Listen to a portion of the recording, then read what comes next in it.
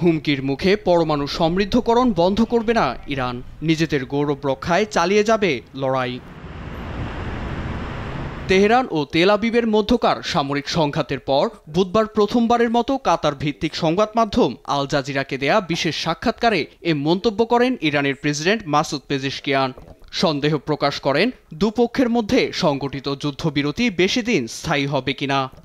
ইসরায়েলের সঙ্গে যুদ্ধ এখনও শেষ হয়নি। আমাদের সশস্ত্র বাহিনী আবারও ইসরায়েলের গভীরে হামলা করতে প্রস্তুত রয়েছে।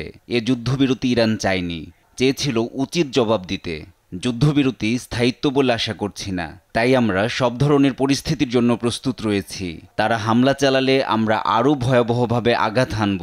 পেজেশকিয়ান বলেন, নেতানিয়াহুর বাহিনী ইসলামী প্রজাতন্ত্রের শীর্ষ নেতাদের হত্যা করে বিশৃঙ্খলা তৈরির চেষ্টা চালিয়ে ব্যর্থ হয়েছে, ভবিষ্যতেও তারা সফল হবে না। সাক্ষাৎকারে প্রেসিডেন্ট পেজেশকিয়ান জানান, জনস্বার্থে তেহরান আন্তর্জাতিক নিয়ম মেনেই ইউরেনিয়াম সমৃদ্ধকরণ অব্যাহত রাখবে।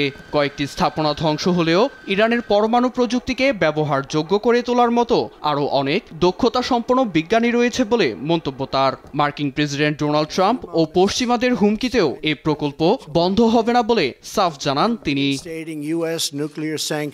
এদিকে ইরানের বিপক্ষে যুদ্ধ শেষ হয়নি বলে জানান ইসরায়েলের সামরিক বাহিনীর প্রধান ইয়াল জামির। মঙ্গলবার এক বিবৃতিতে তিনি বলেন, ইরান ও তার মিত্রদের উপর গভীর নজর রয়েছে আইডিএফ এর। ইসরায়েলি গণমাধ্যম টাইমস অফ ইসরায়েল জানায়, সেনাদের পরিকল্পনা মাফিক প্রস্তুত থাকার নির্দেশনাও দিয়েছেন আইডিএফ প্রধান। নীরব দাস, নিউজ ডেস্ক, দেশ টিভি।